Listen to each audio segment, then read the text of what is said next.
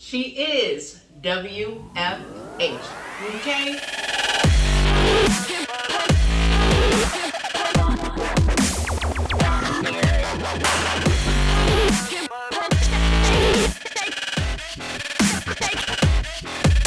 Greetings from the great indoors. I am Makazi from the Digital Tea, where I'm spilling that juicy, hot, sweet tea with a little bit of honey. Don't forget to like, click, share, subscribe. We are working from home, telework, remote work, however you want to call it. Just be careful how you call it, because working from home is not the same as working from a coffee shop. So we're teleworking. I've teleworked, worked remote, off and on since 2014. So for about 7 years now. And I've done different versions, fully remote, and then kind of a hybrid version of in the office, out the office, which is my personal favorite because you still get to interact with people. But today I wanted to discuss with you the science of remote work, because there is kind of a science to it. Also the pros and cons, and yes, there are cons, both medical and obviously social, and then also the etiquette to help you catch and keep that remote job. And the important things I've learned over the past 7 years. So a couple of things that I've learned. First, I will talk about salary, okay, the money behind it.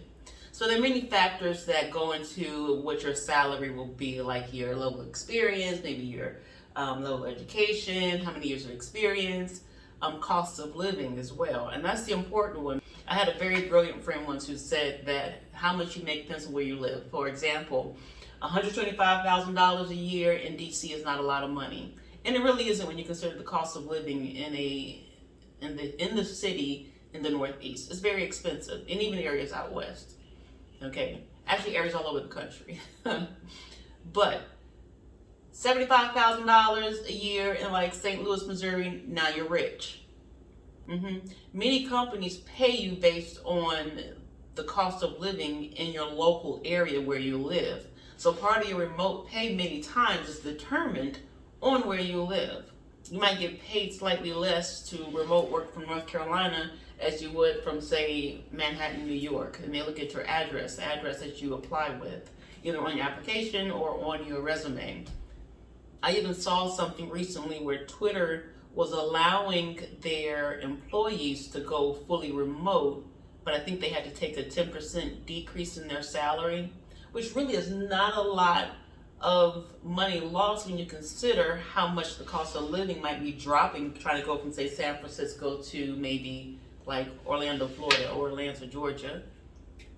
My personal preference is a hybrid version of remote work. So for example, when you are in the office, you get those in-person interactions. You get to network with your colleagues. If you have a great work location, a lot of workplaces invest millions of dollars in amenities like an exercise room, free snacks, recreation areas. Maybe there's a great place to go walking around outside, getting that fresh air, that vitamin D. And then another thing I've learned is it might be helpful for you to separate your workspace from your living space, just to help to control that work-life balance. Don't let your work creep up on the place in which you live. And I've had that happen before. Okay, there's times when I'm working from my bedroom, and when it's time, when I'm finally off, I have my laptop here, and then I'm still, and you have to be careful, because when it's time to stop working, a lot of times you hit, you're looking forward to 5 coming, and you hit the road. It's like hit the road jack. Okay, but when you are working from home, and you kind of lay up in the bed doing your work, you lose track of time, and you can work all the way into the night like that sometimes. So you create a specific space in your home that is specific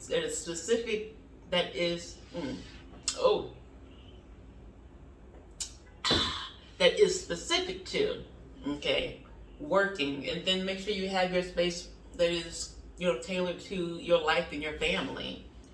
Make sure you take meaningful breaks from work. How are you going to do that if your work is all over your house? So the science of remote work. So there are effects on your health from working from home. In my own personal experience, I have at some point tested positive for vitamin D deficiency, which makes sense. Like, if you're working from home, especially in an area of your home that is not in front of a window, you might be working in a basement. And I know people who work from home in a basement and they also suffer from depression. Okay. My suggestion is that you get a place in your home with maximum windows, maximum windage. Like, make sure you have a place that has good natural light coming in, a great window light coming in. If you're living in an apartment, the higher up in the apartment you are, the more natural light you're gonna get. You might need to open up those windows, open up those doors, get a nice flow of fresh oxygen coming in, okay? But I wanted to share with you what is vitamin D good for real quickly. So one resource, and I'll include the link below, says that vitamin D helps to regulate the amount of calcium and phosphate in the body, that these nutrients are needed to keep bones, teeth, and muscles healthy. That a lack of vitamin D can lead to bone deformities such as rickets and children and bone pain. Okay, and then according to Healthline, that vitamin D, it fights disease, it reduces depression, it boosts weight loss. Okay, some of us need to get outside a little more often. Try and find a space. Also, be careful of that sedentary life, okay? The science of it, the sedentary life. So I have to say that after 7 years of working from home, I have noticed something of like a flat, I'm not gonna show it to you now, but I have noticed there's kind of like a little flatness in the bum area where I sit. And I remember when I was pregnant, the doctor said, because my hips swelled out, and the doctor said it could be because I had a sedentary job, and this is any job anywhere. But if you're working from home, I can't imagine you walking around a lot. You're losing a lot of activity. So the fluid from the pregnancy apparently is settled around my hips because gravity pulls the fluid down. And since I guess my thighs are up, it just kind of stops there. It doesn't continue down the body. Okay. So, just be careful because you're not getting as much exercise if you're working from home. So let's talk about exercising. You're losing the commuting. You're losing the activity of walking to your car, walking to the office, walking from the parking lot to the office, walking around the office because the office is much larger than a house. You're losing a lot of activity. And I remember when I was working in the office, one of the things that I would do, especially after I had my first child, was I would get off the subway maybe 2 stops before my stop so I can walk the rest of the way. And it was about 20 minutes each way, but that's 40 minutes a day. That's good exercise. I'm not going to get that any other way. So you want to consider the amount of exercise you're getting. Definitely get maybe a Fitbit. And also consider like the pacing through the home, preparing yourself for the day. You're not doing that as much. You might roll out of bed and or just roll over in bed and just turn on your laptop. Okay. The pros and cons. Well, let's talk about the cons first. So one of the cons of working from home is the increased energy use at the house. You might notice that your electricity bill has increased. When you're at work, you turn off your lights, you don't have your TV going, you're not using your internet, you might turn your air down. So when you're working from home, you're using more energy. So my suggestion would be if you can, again, if you're going to sit in an area that has a good natural light, then one of the things that you can do is keep your lights off, turn your air down. Also, if you live in a place that kind of has extreme cold or extreme heat, you can try to centralize your work. So you can try to centralize your workspace such that maybe you can get like a space heater for when you're working. So you get a space heater in your room that'll help keep that room warm while the rest of the house can be a little cool. But it doesn't really make sense to heat a whole house or to heat a whole space when you're only kind of in a central area all day long working. And also for example, if it's really hot, you can either open up a window or you can get one of those little air conditioners you put on the floor. One of those little floor air conditioners. That way you're not having to run your whole central air unit for just one person at home. Also, you might want to fill your space with good plant life. So, for example, flora, fauna, it gives off oxygen. It increases productivity, I've been told, and apparently it reduces stress. They say that constantly seeing and being around plants helps people feel more calm and relaxed, thus decreasing levels of anxiety. Found that on Google. I know that being surrounded by plants makes you feel better and helps to keep the air cleaner, and just, it blesses your spirit. I just know that just from my own experience. I love being surrounded by nature. Don't be afraid to take your work outside on the back porch. You should. Another con to working from home, obviously, is the loss of social interaction, the loss of in-person communication. Now, remote work does not necessarily mean work from home, right? So how do you meet people? You can find a local coffee shop. You can work from a library. You might even work from a park.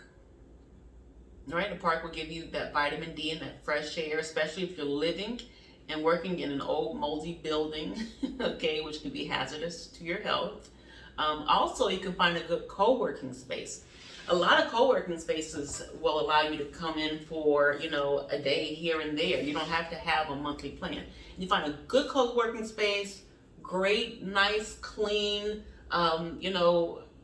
bright, sunshiny space, filled with, again, that vitamin D. You meet people, who might come through. Some people might come through regularly, others don't, but at least, you might get that social interaction that way. If you get a good co-working space in an area of town that has a lot of, nice, fun things around, it can really be a blessing. Really be a blessing. Obviously, the pros is that if you're like me, you don't want to have to deal with the commute. Yes. I went on myself. You what? You pee on yourself? Yes. He's a pro. He's a pro. I'm grown up. You're a pro too. You're a pro for working from home, okay? Even if you did pee on yourself. Let's go change. So one of the pros to working from home now is that your commute time is now me time. Okay? You can spend that time reading and writing and this is not gonna work. It's not gonna work. Okay, in my case, taking a nap before you gotta go pick up your kids, okay? Tickle.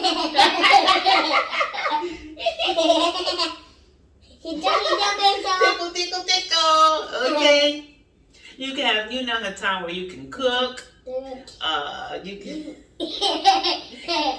You not have time to cook before you go picking up the kids, okay? You can cook dinner.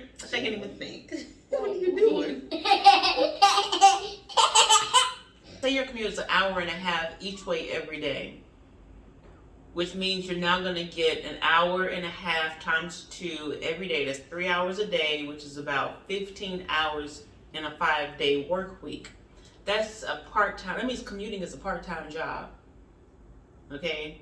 You're getting 15 hours back per week. It saves gas. It saves car mileage. Your car's going to last much longer because you're not having to take that daily trek back and forth to work. But we all know that, right? Also, one of the pros is that you don't have to deal with the office politics. The office politics. I've met some wonderful people in the office. Okay? And I remember when I first walked into a job once, and there was I'm a black female developer, and I walked into a new job one day, and I met another African American woman who you could tell she was genuinely happy just by the expression on her face. She was genuinely happy to see me. And I'll never forget that. She kept coming in and out of my office throughout the day, giving me all these resources. Okay, she was happy. She was a black female developer too. She was happy to have another one of us in the office. I mean, she just was just happy to meet me, So it was nice. Those are the good interactions you get in person.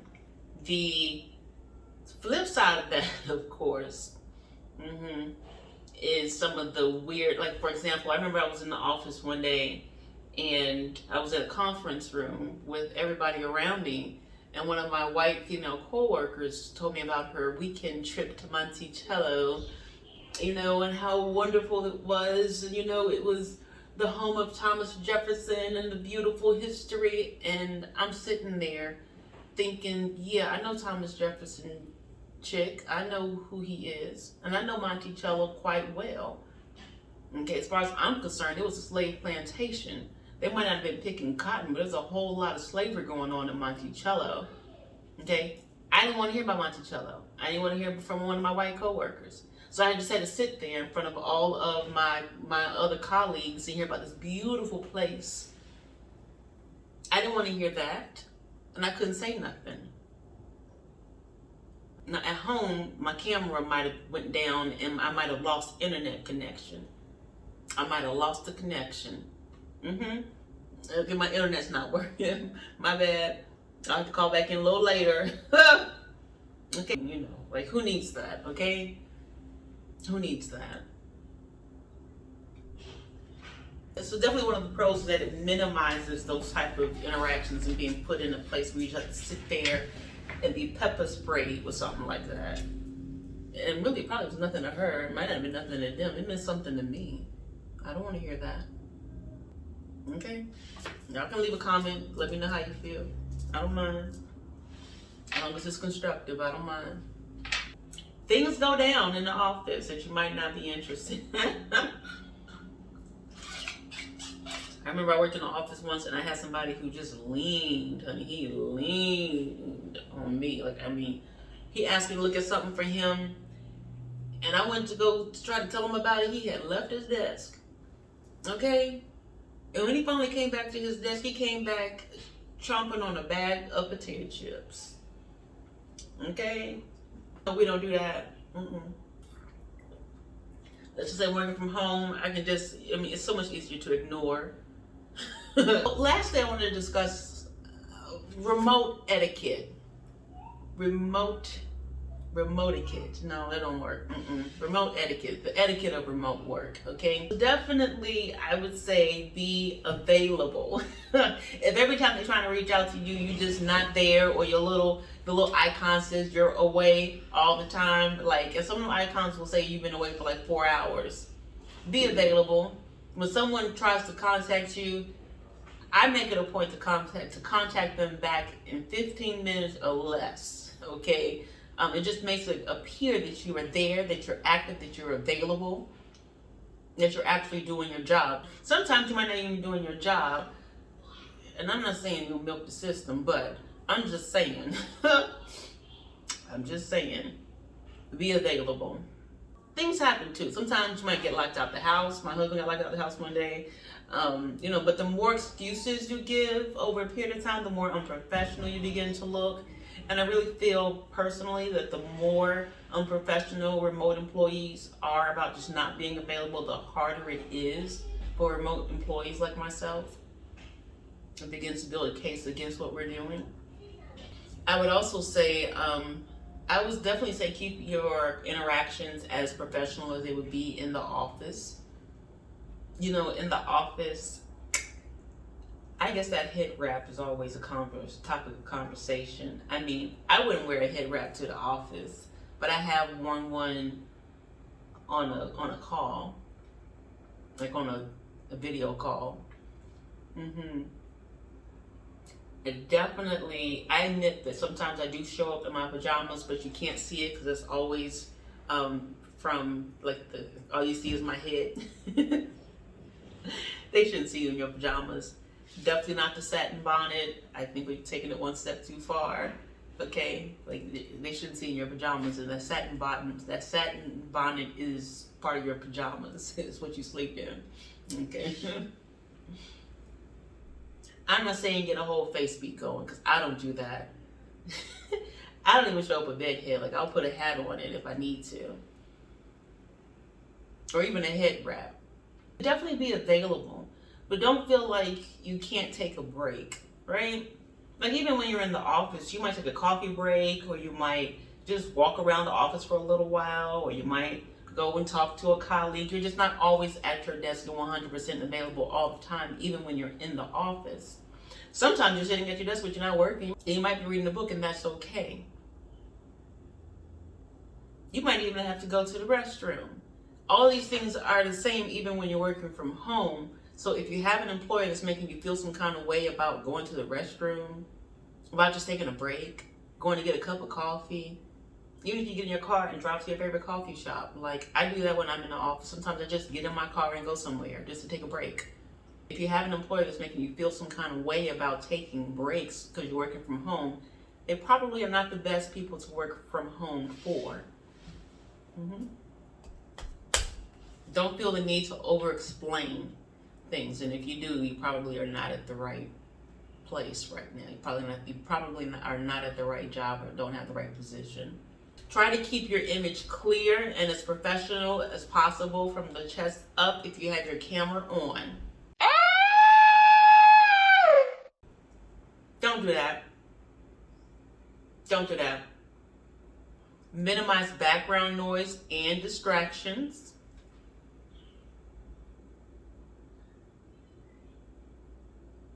And you can't reduce like everything. Like, I once was given my update for a client, and the garbage truck rolls up right next to the window and starts doing its thing. I just had to apologize for the noise. But they were good people, and they were respectful. They didn't complain. But I can tell you it was a tremendous distraction. I could barely get my words. I couldn't get it together. Just thinking about it, I can't even get it together. But stuff like that happens every now and then. It shouldn't happen every day. If it does, you might need to find another place to remote work from, to telework from. Last I would say about remote etiquette is your internet service, okay? I personally think it's unprofessional to have a remote position and your internet's always down, it's always slow, it's unreliable, like you're always complaining about the internet. Okay? Pay for premium service. Even if it costs a little extra, a little more will go a long way. You have to pay a little to make a whole lot more. Definitely don't take the bare minimum. This is going to be for work and for play, so keep your connection game up.